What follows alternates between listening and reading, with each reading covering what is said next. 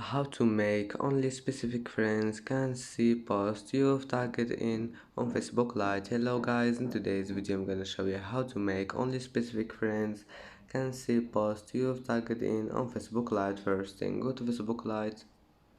Here you will find these three lines in the top corner. Click on it and go down until you find settings, and then go down again.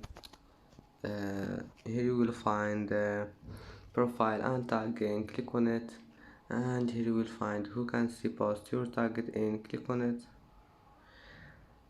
and now just click specific friends. And that's it for today's video. If you like this video, please don't forget like and don't forget subscribe, and thank you for watching this video until the end, and see you in the next video.